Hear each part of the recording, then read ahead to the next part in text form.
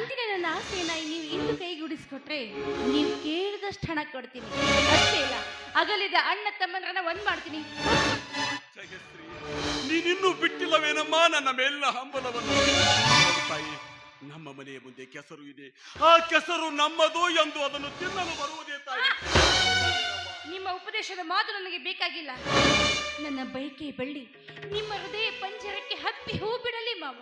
ನಿನ್ನ ಬಯಕೆಯ ಬಳ್ಳಿ ಹಬ್ಬಲು ನನ್ನಲ್ಲಿ ಆಶ್ರಯವಿಲ್ಲವಮ್ಮ. ಒಂದು ಹೆಣ್ಣು ಪ್ರೇಮ ಭಿಕ್ಷೆ ಕೇಳಿದ್ರೆ ತಿರಸ್ಕರಿಸುವುದು ಗಂಡಸಿನ ಧರ್ಮವಲ್ಲ. ನಮ್ಮನ ಹೆಂಡತಿಯನ್ನು ಮೋಹಿಸಿ ಸಮಾಜದಲ್ಲಿ ಬಂಡನಾಗಿ ತಿರುಗುವುದು ಧರ್ಮವಲ್ಲ ತಾಯಿ. ಧರ್ಮ ಧರ್ಮ ಧರ್ಮ ಬೆಂಕಿ ಹಚ್ಚಿ ನಿಮ್ಮ ಧರ್ಮಕ್ಕೆ. ನವಮಾಸ ಹೊತ್ತು ಹೆತ್ತ ಮಗನೊಂದಿಗೆ ತಾಯಿ ಆದವಳು ರತಿಕ್ರೀಡೆ ಆಡಿ ಮತ್ತೆ ಈ ಸಮಾಜದ ಮುಂದೆ ತಾಯಿ ಮಗನಂತೆ ವರ್ತಿಸ್ತಾರಲ್ಲ, ಇದು ಧರ್ಮ ಎಂದ್ರಿ. ಅಣ್ಣನ ಹೆಂಡತಿಯನ್ನು ಆಶಿಸಿ ಅಣ್ಣನಿಗೆ ವಿಷ ಹಾಕಿ ಕೊಂದು ರಂಡೆಯಾದ ಅತ್ತಿಗನಿಗೆ ಪ್ರತಿನಿತ್ಯ ದೇಹ ಸುಖ ಅನುಭವಿಸ್ತಾರಲ್ಲ, ಇದು ಧರ್ಮನ. ಕಾಮದ ಒತ್ತಡ ತಡೆಯಲಾರದೆ ಮನೆ ಆಳಿಗೆ ಸಾಕಷ್ಟು ತಿನ್ನಿಸಿ ಉಣಿಸಿ ಅವನು ಕೇಳಿದಷ್ಟು ಹಣ ಕೊಟ್ಟು ಪ್ರತಿನಿತ್ಯ ಕಾಮ ತೃಪ್ತಿ ಹೊಂದಾರಲ್ಲ, ಇದು ಧರ್ಮನ. ಧರ್ಮ ಧರ್ಮ ಅಂತ ಹೇಳುವವರು ಇಂದು ತುತ್ತು ಕೂಳಿಯು ಗತ್ತಿಲ್ಲದೆ ತಿರುಗಾಡುವುದನ್ನು ನಾನು ನಿತ್ಯ ನೋಡ್ತಾನೆ ಇದ್ದೀನಿ. ಗಾಳಿ ಬಿಟ್ಟಾಗ ತೂರ್ಕೊಳ್ಬೇಕು, ಇದೇ ಜಾಣತನದ ಲಕ್ಷಣ.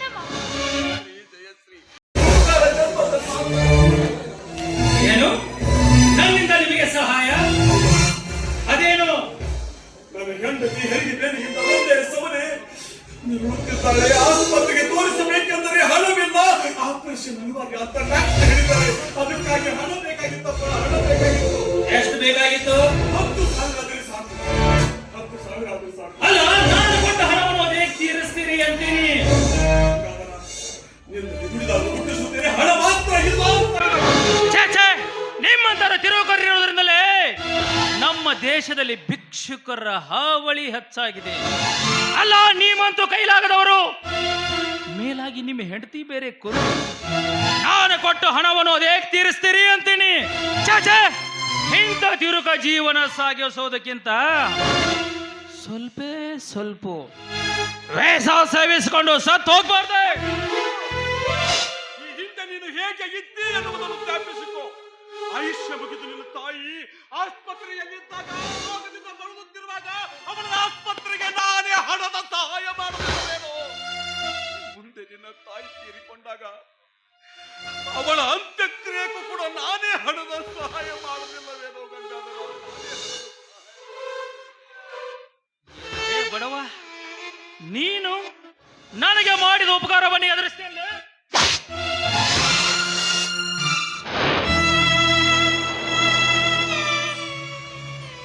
ನಿಸ್ಸಹಾಯಕನಾಗಿ ಸಹಾಯ ಬೇಡಲು ಹೋದರೆ ಬಡಿದು ಹೋಗುವ ಜನರಿರುವಾಗ ಬಡವರು ಅದು ಹೇಗೆ ಬದುಕುವರು? ಈ ಭೂಮಿಯಲ್ಲಿ ಅದು ಹೇಗೆ ಬದುಕುವರು? ನಮಸ್ಕಾರ ರೀ ಅಪ್ಪರ.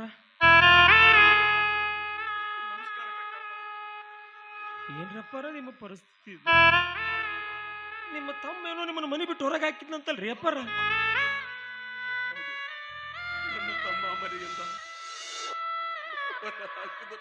ಅಲ್ರಿ ಅಪ್ಪರ, ಒಂದು 4 ಮಂದಿ ಹಿರಿಯರು ಸೇರಿಸಿ ನಿಮಗೆ ಬರ್ಬೇಕಾದ ಆಸ್ತಿ ಪಾಲ್ ತಗೋಬೇಕಾಗಿತ್ತಿಲ್ರಿ ನೀವು? ನೆಲಕ್ಕೆ ಬಿದ್ದವನ ಬೆನ್ನು ಮೇಲೆ ಕಾಲಿಟ್ಟು ಹೋಗುವ ಹಿರಿಯರಿಗೆ ನಮಸ್ಕರಿಸಿ ನ್ಯಾಯ ಕೇಳುವುದು, ಬೆಟ್ಟದಲ್ಲಿ ಬಾವಿ ತೋಡುವುದು ಎರಡು ಒಂದೇ ಕಟ್ಟೆಪ್ಪ. ದೊಡ್ಡ ಕೂಡ ನಿಮ್ಗೆ ಹೋಲ್ಬಿಡ್ರಿ, ಅವ್ರಿಗೂ ಕಣ್ಣು ಹೋಗ್ಯಾವಂತಲ್ರಿ ಅಪ್ಪರಪ್ಪ.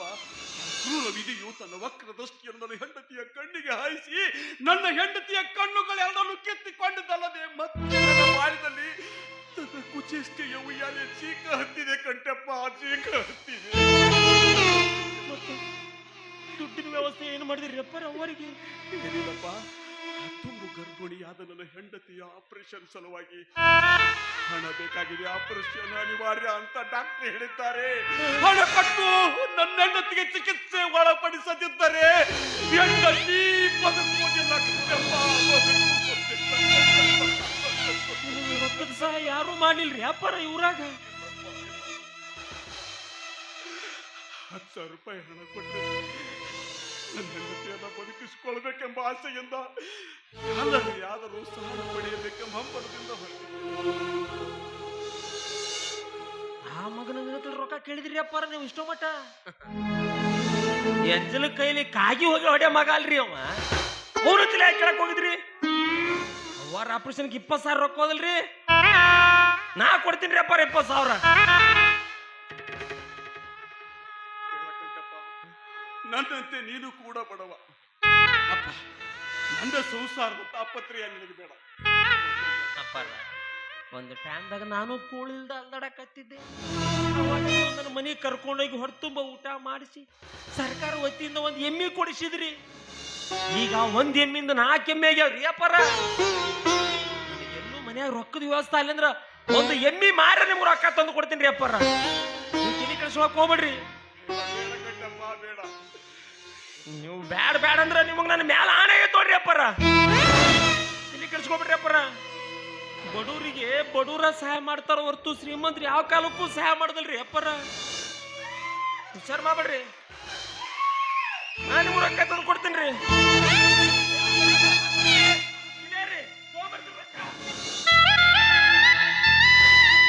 ಕಂಠಪ್ಪ ಬಡವನಾದರೂ ಕೂಡ ಮನಸ್ಸು ಮಾತ್ರ ನಿರ್ಮಲವಾಗಿದೆ. ಪಾಪ ಕಡು ಬಡವ.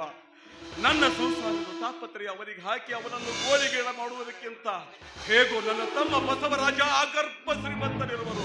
ಬಸವರಾಜ ನಿನ್ನ ಅತ್ತಿಗೆ ಆಸ್ಪತ್ರೆಗೆ ತೋರಿಸಲು ಹಣ ಬೇಕು ಅಂತ ಕೇಳಿದ್ರೆ ಹಣ ಇಲ್ಲ ಅಂತ ಹೇಳಿದಾರ. ನನ್ನ ತಮ್ಮನಲ್ಲಿ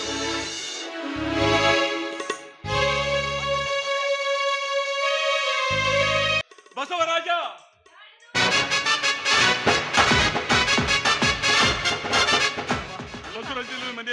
ಮನೆಯಲ್ಲಿ ಇಲ್ಲ. ಯಾಕೆ ಏನಾದ್ರೂ ಕೆಲಸ ಇತ್ತು? ಹೌದಮ್ಮ, ಸ್ವಲ್ಪ ಹಣ ಬೇಕಾಗಿತ್ತು. ನಿನ್ನ ಅಕ್ಕ ಹೆರಿಗೆ ಬೇನಿದ್ದು ಒಂದು ನರಳುತ್ತಿದ್ದಾಳೆ. ಪಾಪ ಹೌದಾ? ಎಷ್ಟು ಹಣ ಬೇಕಾಗಿತ್ತು? 10,000 ಆದ್ರೆ ಸಾಕು ತಾಯಿ. ಅಷ್ಟೇ ತಾನೇ? ಅಷ್ಟೇ ಸಾಕು. ಈಗಲೇ ತಂದೆ.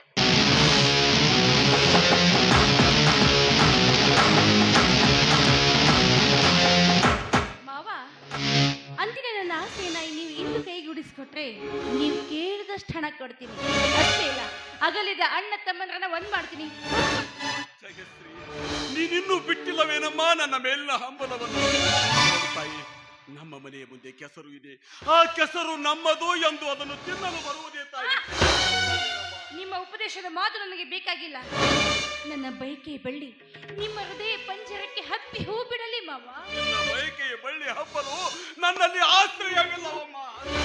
ಒಂದು ಹೆಣ್ಣು ಪ್ರೇಮ ಭಿಕ್ಷೆ ಕೇಳಿದ್ರೆ ತಿರಸ್ಕರಿಸುವುದು ಗಂಡಸಿನ ಧರ್ಮವಲ್ಲ. ತಮ್ಮನ ಹೆಂಡತಿಯನ್ನು ಮೋಹಿಸಿ ಸಮಾಜದಲ್ಲಿ ಬಂಡನಾಗಿ ತಿರುಗುವುದು ಧರ್ಮವಲ್ಲ. ಧರ್ಮ ಧರ್ಮ ಧರ್ಮ ಬೆಂಕಿ ಹಚ್ಚಿ ನಿಮ್ಮ ಧರ್ಮಕ್ಕೆ.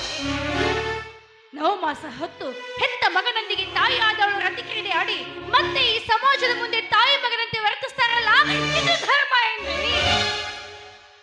ಅಣ್ಣನ ಹೆಂಡತಿಯನ್ನು ಆಶಿಸಿ ಅಣ್ಣನಿಗೆ ವಿಷ ಹಾಕಿಕೊಂಡು ರಂಡೆಯಾದ ಅತ್ತಿಗನಿಗೆ ಪ್ರತಿನಿತ್ಯ ದೇಹ ಸುಖ ಅನುಭವಿಸ್ತಾರಲ್ಲ, ಇದು ಧರ್ಮನ?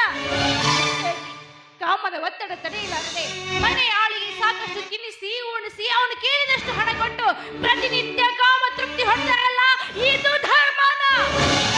ಧರ್ಮ ಧರ್ಮ ಅಂತ ಹೇಳುವವರು ಇಂದು ತುತ್ತು ಕೂಳಿಯು ಗತಿಯಿಲ್ಲದೆ ತಿರುಗಾಡುವುದನ್ನ ನಾನು ನಿತ್ಯ ನೋಡ್ತಾನೆ ಇದ್ದೀನಿ. ಗಾಳಿ ಬಿಟ್ಟಾಗ ತೂರ್ಕೊಳ್ಬೇಕು, ಇದೇ ಜಾಣತನದ ಲಕ್ಷಣ. ಜಯಶ್ರೀ, ಸದ್ಯ ನನಗೀಗ ಸುಖ ಸಿಗದಿದ್ದರೂ ಮುಂದೊಂದು ದಿನ ನನ್ನ ಬಾಳಿನಲ್ಲಿ ಮುತ್ತಿನ ಹನಿಗಳೇ ಉದುರುವ. ಆ ಮುತ್ತಿನ ಹನಿಗಳು ಉದುರುವಷ್ಟರಲ್ಲಿ ಕಷ್ಟ ನೋವುಗಳನ್ನ ಸಹಿಸಿ ಈ ಜೀವ ಮಣ್ಣು ಸೇರ್ಬೇಕಾದ್ರೆ ಬಂದು ಉಳಿಸಿಕೊಳ್ಳುವುದೇನ್ರಿ ನಿಮ್ಮ ಧರ್ಮ? ಏಕೆ ಉಳಿಸಿಕೊಳ್ಳುವುದಿಲ್ಲ? ಪತಿಯ ದೇವರೆಂದು ಸತಿ ಧರ್ಮದಿಂದ ನಡೆಯುತ್ತಿರುವಾಗ ಆಯಮನೊಡನೆ ಹೋರಾಡಿ ಮತ್ತೆ ಪತಿಯ ಪ್ರಾಣವನ್ನು ಮರಳಿ ಪಡೆದು ಮಹಾಮುತ್ತೈದೆಯಾಗಿ ಬಾಳಲಿಲ್ಲವೇನಮ್ಮ ಆ ಸತ್ಯವಾದ ಸಾವಿತ್ರಿ? ಹೇಳಮ್ಮ, ಹೇಳು, ಅವಳು ಧರ್ಮ ಕಾಪಾಡಿತೋ ಅಥವಾ ಅಧರ್ಮ ಕಾಪಾಡಿತೋ? ನಿಮ್ಮ ಗೊಳ್ಳ ತತ್ವ ನನಗೆ ಬೇಕಾಗಿಲ್ಲ. ನಾನು ಹೇಳ್ದಂತೆ ಕೇಳ್ಕೊಂಡಿದ್ರೆ ಸರಿ, ಹಿಂದೆ ಹೋದ್ರೆ ಪರಿಸ್ಥಿತಿ ವಿಕೋಪಕ್ಕೆ ಹೋಗುತ್ತೆ. ಎಚ್ಚರ. ಕೇಳಿಕೊಂಡರು ನಾನು ಕಾಮುಕನಲ್ಲವಮ್ಮ, ಕಾಮುಕನಲ್ಲ. ಈ ಕಾಮಿನಿ ಬಲೆ ಬೀಸಿದಾಗ ನೀವು ಕಾಮುಕನಾಗುವುದು ಎಷ್ಟರ ಮಾತು ಮವ. ಬೇಡ ಅನ್ಬೇಡಿ ಮವ, ನನ್ನ ಮಾತನ್ನು ಕೇಳಿದ್ದೆ ಆದ್ರೆ ನೀವು ಸಕಲ ಸಿರಿ ಸಂಪತ್ತಿನ ಒಡೆಯರಾಗಿ. ಭಗವಂತ, ಗರತಿರು ಬಾಳಿ ಬೆಳಗಿದ ಈ ನನ್ನ ಮನೆಯು ವೈಶ್ಯರ ಆಗರವಾಯಿತೇ ತಂದೆ. ಕಾಲಕ್ಕನುಗುಣವಾಗಿ ಎಲ್ಲವೂ ನಡೆಯಲೇಬೇಕಲ್ಲ ಮಾವ. ಒಂದೇ ಒಂದ್ಸತಿ ಮಾವ, ಮನೆಯಲ್ಲಿ ಯಾರು ಇಲ್ಲ, ಈ ವಿಷಯ ಯಾರು ಗೊತ್ತಾಗಲ್ಲ.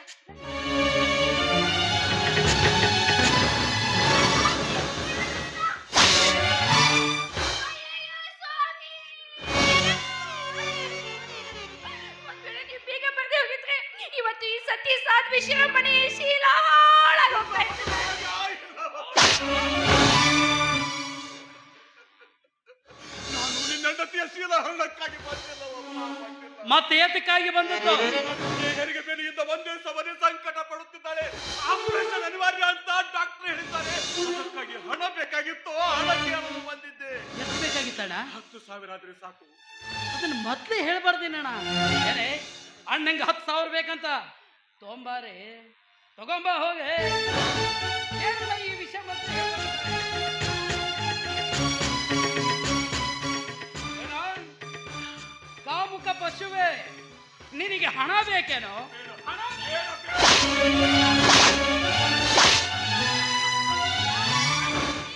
ಹೊಡಿತಾ ಹೊಡಿತಾ ಯಾವ್ದಾದ್ರು ಅಪಾಯವಾದ ಸ್ಥಳಕ್ಕೆ ಬಿದ್ದು ಪ್ರಾಣ ಹೊರಟೋಗ್ಬಿಟ್ರೆ ಮತ್ತೆ ನಾಳೆ ನೀವು ಜೈಲಿಗೆ ಹೋಗ್ಬೇಕಾಗತ್ತೆ.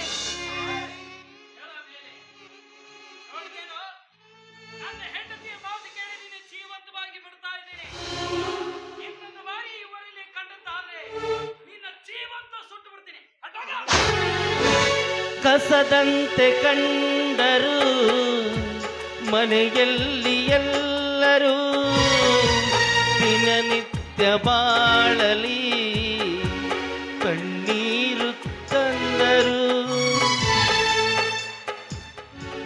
ಬಂಗಾರದಂತದು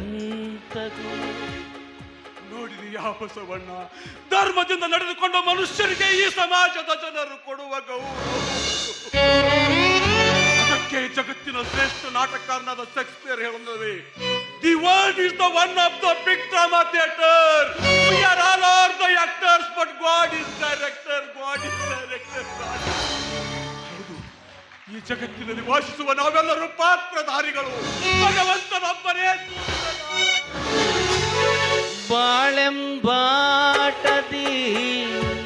ಚೆಂಡಂತೆ ಎಲ್ಲರೂ, ಅವನಿಷ್ಟದಂತೆಯೇ ಆಡೋದು ದೈವವು. ಬಂಗಾರದಂತ ಗುಣವು ನಿನ್ನಲ್ಲಿ ಇರುವಾಗ ಬಾಳೆಂಬ ಹೋರಾಟದಲ್ಲಿ